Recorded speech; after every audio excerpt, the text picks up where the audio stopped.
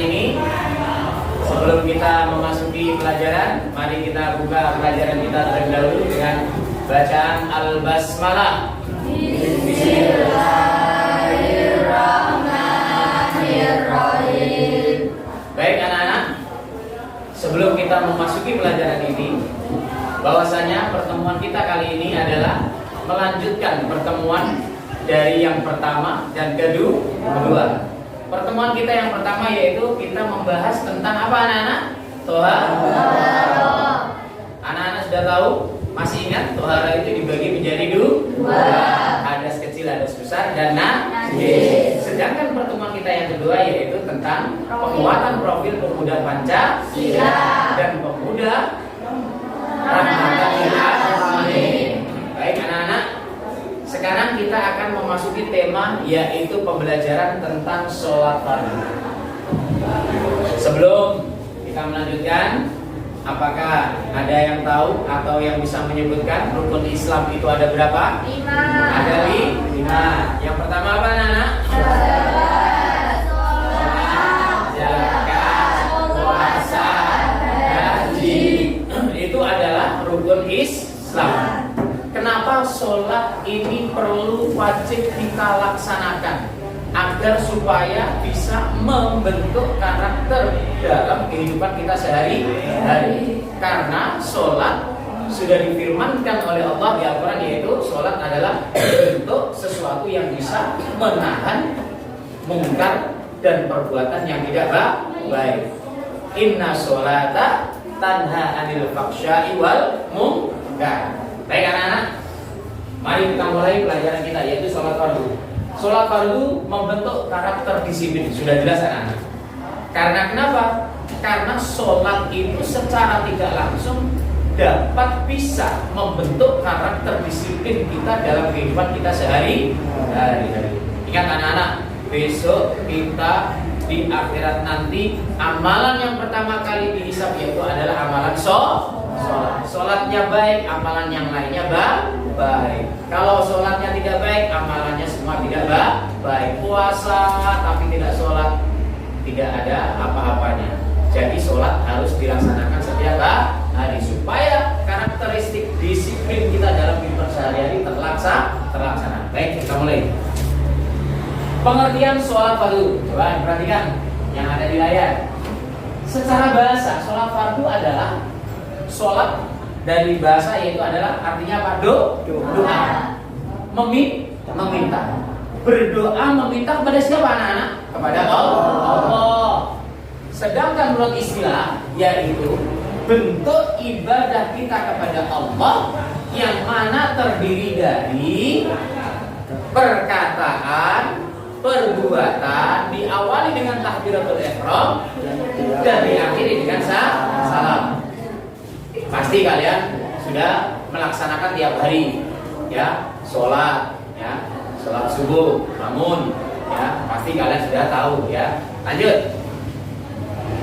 Dasar hukum perintah sholat fardu, wajib. Sholat wajib itu ada berapa? Sholat fardu. Isya, subuh, zuhur, asar, dan maghrib. Ini sholat 5 waktu harus wajib kita laksanakan. Hukumnya yaitu yang mana terserat dalam surat Al-Baqarah ayat 89 yang mana artinya adalah padahal mereka hanya diperintahkan menyembah Allah illa liya'budu, dengan ikhlas mentaatinya semata karena menjalankan agama, dan juga agar melaksanakan sholat dan menunaikan zakat, dan yang demikian itulah agama yang lurus. Jadi agama kita ini mengajarkan agar supaya kita diciptakan ini untuk menyembah. Zakat, puasa, sholat, haji, termasuk semuanya itu adalah terkandung dalam rukun Islam. Ya, kita sudah syahadat sudah anak-anak. Coba kita praktekkan, kita ucapkan sama-sama syahadat anak-anak. Bismillahirrahmanirrahim. Asyhadu an la ilaha illallah wa asyhadu anna Muhammadar Rasulullah. Syahadat sudah kita telah ucapkan. Yang kedua kita telah zakat, puasa, sholat. Yang belum adalah haji. Haji ini dilakukan bagi yang mampu. Paham anak? Lanjut. Di sini ada syarat wajib dan syarat sah sholat. Syarat wajib merupakan ketentuan-ketentuan yang berkait pada diwajibkannya melaksanakan sholat. Syarat sah merupakan ketentuan-ketentuan yang harus dipenuhi sebelum pelaksanaan sholat. Jika tidak terpenuhi salah satu syarat, maka akibatnya sholatnya tidak sah. Contohnya apa? Syarat wajib sholat nanti ada berakil balik, tidak berakal sehat. Syaratnya harus bersih pakaian, bersih tempat, jangan kena najis. Nanti itu akan menyebabkan sholat kita tidak sah nanti. Lanjut. Syarat wajib sholat. Coba perhatikan. Syarat wajib sholat adalah beragama Islam, sudah pasti. Jadi agama ini tidak bisa kita campur-campur. Agama kita Islam, kita punya teman seorang beragama Kristen, hari Minggu ibadahnya kita disuruh hari Minggu ke gereja, yang ibadahnya hari Minggu kita suruh sholat Jumat. Ini tidak boleh. Toleransi, tapi tidak boleh tentang perihal agama dan keyakinan. Lakum dinukum waliyadi. Mengerti anak-anak? Beragama Islam baik laki-laki maupun perempuan atau laki-laki, yang penting beragama Islam. Ini syarat wajib sholat. Yang kedua, telah memasuki akil balik, udah dewasa. Jadi anak-anak kok diperbolehkan sholat, biarkan saja supaya mengerti, mau bercanda mau tidak serahkan. Tapi kalau kita sudah dewasa, wajib hukumnya kita berakal balik, yaitu dewasa. Yang mana ketika kita melaksanakan sholat harus dengan khusyuk, tawadhu, dengan tumakninah, dengan tenang, tidak boleh banyak bergerak, banyak bicara dan lain sebagainya. Namun bagi anak-anak yang melaksanakan tetap sah sholatnya selama sudah mumayyiz, nanti ada mumayyiz itu apa? Anak-anak diperbolehkan selama sudah mumayyiz. Yang nomor 3, tidak hilang akal. Orang gila, orang pingsan, orang terefek obat bius dan orang mabuk ini tidak diperbolehkan. Jangankan sholat, menginjak masjid saja tempat ibadah tidak boleh, karena mereka orang yang mabuk, orang yang terinfek dengan obat minuman beralkohol itu sudah terkontaminasi dengan alkohol najis di dalam tubuh. Lanjut. Syarat sah sholat beragama Islam, mumayyiz. Nah, tadi mumayyiz itu apa? Ingat-ingat, dapat membedakan antara sesuatu yang bersih dan kotor. Kalau anak-anak kan belum bisa. Anak-anak bisa sahnya sholat ketika anak tersebut sudah bisa membedakan antara kotor dan bersih. Tapi kalau anak balita, anak kecil itu kan belum bisa. Habis kencing itu langsung naik ke masjid, kita nggak tahu. Nah, di situ ya. Tidak hilang akal, masuk waktu sholat, ya, jam 11 sudah zuhur, tidak boleh. Kita bisa melaksanakan sholat fardu kalau sudah masuk waktu sholat. Ya, kita tidak boleh sembarangan melaksanakan sholat, ada waktunya tertentu. Suci dari hadas kecil dan besar, suci dari najis, menutup aurat wajib. Masa sholat pusatnya kelihatan? Tidak boleh. Ya kan? Kalau menurut Imam Malik, perempuan itu ketat, dari wajah sama telapak tangan tok yang harus kelihatan. Selainnya harus ditutup. Makanya ada yang pakai cadar. Kalau kita laki-laki sampai mata kaki. Ya, baik tuh. Menghadap kiblat, berniat nawaitu sholli fardhu dhuhri arba'a raka'atin mustaqbilal kiblati, adaan imaman kalau imam, adaan makmuman kalau jadi makmum. Lillahi ta'ala Allahu akbar. Itu niat. Tertib sewaktu mengerjakan sholat. Habis takbiratul ihram langsung sujud di antara dua sujud, tidak boleh. Rukuk dulu, sujud dulu, ada aturannya, ada urutannya. Mualah, tidak terputus-putus dalam melaksanakan setiap rukun Islam. Harus tertib, tidak berbicara kecuali yang berkaitan dengan bacaan-bacaan sholat. Kita ketika sholat tidak diperbolehkan untuk berbicara. Diperbolehkannya ketika misal imam bacaannya salah, subhanallah, berarti imam merasa bacaan. Kalau ada makmum yang berkata seperti itu, berarti bacaan imam ada yang salah. Paham anak-anak? Nah, itu diperbolehkan. Tapi tidak diperbolehkan bicara dengan sendirinya. tidak banyak melakukan gerakan sholat yang tidak terkait dengan gerakan sholat. Nah ini gerakan sholat itu apa? Rukuk, takbiratul ihram, tidak boleh garuk-garuk atau apa melebihi dari 3 kali. Kalau gerakan sholat ya diperbolehkan. Tapi selain gerakan sholat tidak diperbolehkan. Yang terakhir tidak mempunyai makan dan minum. Nah ini yang bisa membatalkan sholat kita. Ketika sholat khusyuk kita masih mempunyai sesuatu ini tidak diperbolehkan. Oke anak-anak sampai sini. Siapa yang belum paham? Sudah paham semuanya?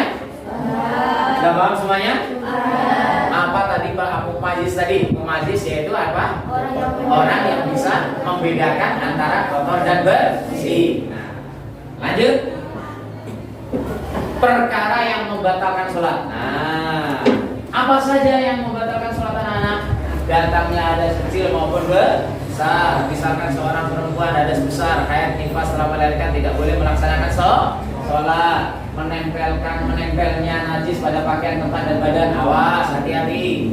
Ya, Bapak sudah bilang berkali-kali, ketika kita mau melaksanakan ibadah, tempat pakaian dan badan harus bersih, suci. Mengeluarkan ucapan lebih dari 2 huruf dengan sengaja, tidak boleh berbicara lebih dari 2 kata, 2 kali kalimat, tidak diperbolehkan.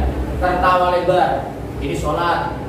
Ya, kita beribadah, kita menghadap kepada Allah, tidak boleh bercanda. Ya, makan dan minum, murtad ketika dalam sholat, naudzubillah min dzalik, tidak diperbolehkan. Gila ketika sholat, tidak boleh berpaling dari arah kiblat. Sholat arahnya harus menghadap kiblat. Pak, kenapa kalau di Mekah itu kok ada yang menghadap ke utara, selatan, barat, timur? Menghadap ke kiblat. Kiblat kita itu adalah Makkah, yaitu Ka'bah, dan di sana bebas Ka'bah mau menghadap kemana orang beribadah. Sedangkan posisi kita di arah timur, sedangkan arah kiblat barat, yaitu Mekah atau Ka'bah. Berarti kita harus menghadap ke sana. Kalau kita posisi kita di Inggris, Ka'bahnya di sebelah timur, ya kita menghadap ke timur secara tidak langsung. Kita menghadap kiblat itu Ka'bah. Paham anak-anak? Jadi tidak boleh di Indonesia saya mau sholat menghadap ke selatan, tidak boleh. Ka'bah di sana posisinya. Ya. Jadi posisi bila kita negara kita, yaitu kita diwajibkan untuk menghadap ke sana. Tersikapnya pakaian sehingga terbuka aurat, ya tidak boleh. Meringkas rukun sholat, tidak boleh meringkas. Allahu Akbar, langsung duduk. Assalamualaikum. Tidak diperbolehkan, harus tertib, harus berurutan. Lanjut. Tata cara sholat fardu. Tahukah kita dalam pelaksanaan sholat fardu adalah rukun, sunnah abad, sunnah hayat, dan perkara yang membatalkan sholat. Contoh bentuk. Nah ini nanti kita akan tahu perbedaan antara sholat sunnah hayat sama sunnah abad. Fardunya, fardu sholat apa saja anak-anak? Coba sebutkan. Berdiri bagi yang mampu, takbiratul ihram, berniat dalam hati bersamaan dengan takbiratul ihram. Takbiratul ihram sambil niat. Nawaitu sholat. Niat dulu baru takbiratul ihram juga boleh. Allahu Akbar, subhanallah walhamdulillah. Ya. Membaca surah Al-Fatihah berurutan. Ya, setelah takbiratul ihram. Ya, subhanallah. Ya. Terus membaca Al-Fatihah, rukuk. Membaca apa bacanya? Sudah hafal anak-anak? Iya, alhamdulillah. Tumakninah, i'tidal, 2 sujud di setiap rakaat, duduk di antara 2 sujud, tasyahud akhir, salam. Ini semua adalah fardunya sholat. Urut-urutannya harus urut, tidak boleh habis takbiratul ihram langsung duduk di antara 2 sujud langsung salam. Itu meringkas. Tadi tidak diperbolehkan. Baik anak-anak? Nah, di sini ada penjelasan tentang sunnah hayat dan sunnah abad. Apa itu sunnah abad? Sunnah abad adalah merupakan ketentuan-ketentuan yang sangat dianjurkan untuk dipenuhi selama pelaksanaan sholat. Contoh, membaca sholawat kepada Nabi pada tasyahud awal wajib.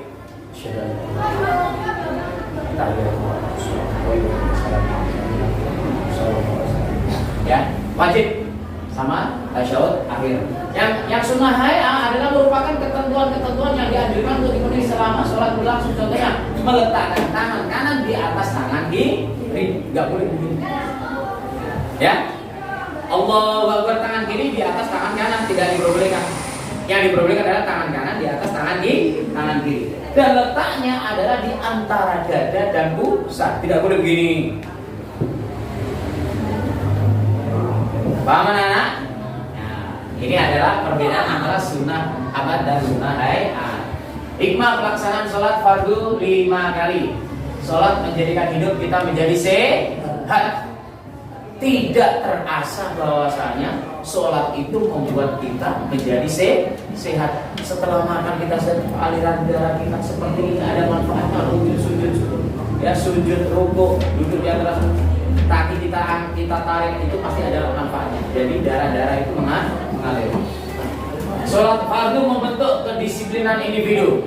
Seseorang yang tidak pernah sholat itu akan nampak, dan seseorang yang sering sholat itu juga akan nampak. Paham anak? Sholat menjauhkan diri dari perbuatan keji dan munkar. Inna sholata tanha 'anil fahsya'i wal munkar. Pak, itu orang yang sholat kok masih berbuat salah seperti itu. Nah, di sini, ya, kenapa banyak orang sholat beribadah tapi masih saja melaksanakan perbuatan-perbuatan yang tidak baik? Kenapa? Berarti orang tersebut belum dibukakan hidayah oleh Allah. Ya, mereka berbuat sholat, melaksanakan sholat hanya sekedar, tidak dari dalam hati. Padahal sholat itu terbukanya hati. Saya harus sholat, saya harus bertaubat, saya harus khusyuk, saya harus tawadhu menghadap Allah. Karena Allah yang menciptakan saya. Bentuk syukur kita kepada Allah yaitu dengan apa? Dengan kita sholat, dengan kita zakat, dengan kita puasa, dengan kita syahadat, dengan kita haji, itu semuanya. Ya, bentuk syukur kita kepada Allah. Hikmah pelaksanaan sholat fardu 5 kali, ya. Nanti mau bertanya. Selamat belajar, selesai. Baik anak-anak, sampai di sini ada yang ditanyakan? Tidak. Ada yang ditanyakan? Tidak. Baik, ya. Coba sekarang Bapak mau nanya. Ya. Jadi kesimpulannya, sholat fardu adalah sholat 5 waktu. Sholat yang wajib dikerjakan oleh kaum muslimin dan muslimat, khususnya orang Islam. Ini wajib. Sholat membentuk kita karakter disiplin dalam kehidupan sehari-hari, dan kemudian bisa membuat badan kita menjadi sehat. Dan sholat juga bisa membentuk kita apa? Menjauhi dari perbuatan yang tidak baik. Sholat termasuk dalam rukun Islam yang mana wajib dilaksanakan oleh orang muslim. Ya, baik. Sebelum kita akhiri pertemuan kali ini, Bapak pengen tahu, ya, bagaimana tata cara sholat dengan tertib dan rapi dari takbiratul ihram, niat takbiratul ihram sampai salam yang terakhir. Coba kita praktekkan satu orang, ya. Siapa? Rama. Bawa sajadah Rama. Ya sudah, langsung maju gini aja. Maju sini. Ya. Ayo. Coba praktekkan bentuk sholat, ya. Ya, coba ayo. Biar nampak. Ayo. Gak apa-apa. Ayo, praktekkan sholat. Sholat yang 2 rakaat sholat subuh. Ayo sini. Kelihatan. Atau sebelah situ Rama. Sebelah situ. Nah, sebelah sini. Nah, sebelah sini. Ayo, coba. Ya, madhab kiblat. Langsung sholat subuh 2 rakaat. Tangan yang sebelah kanan, yang kanan ditaruh di antara dada dan kiri, ya, di antara dada dan pusat. Lanjut. Gerakan selanjutnya. Lanjut langsung. Nah. Terus lanjut. Pelan-pelan. Nah, terus. Ya. Nah, dan duduk langsung tahiyat akhir. Duduk tahiyat akhir, salam. Nah, ya, terima kasih, tepuk tangan. Ini adalah contoh daripada sholat fardu, yang mana urut-urutannya harus urutan, tidak boleh diringkas, ya. Jadi sekali lagi Bapak harap dengan pembelajaran kita hari ini. Semoga memberikan kita manfaat. Jadi sholat kita harus semakin rajin beribadah, karena rajin ibadah itu adalah bentuk syukur manusia terhadap Sang Pencipta. Paham anak-anak? Paham anak-anak? Baik anak-anak, mungkin cukup sampai di sini pertemuan kita. Mari kita berdoa, semoga apa yang kita telah pelajari pada hari ini semoga bermanfaat bagi kita dan bisa menjadi pembelajaran kita dalam kehidupan kita sehari-hari, dan semoga kita ibadahnya semakin tekun dan rajin. Mari kita tutup dengan bacaan Alhamdulillah. Alhamdulillahirabbil alamin. Assalamualaikum warahmatullahi wabarakatuh.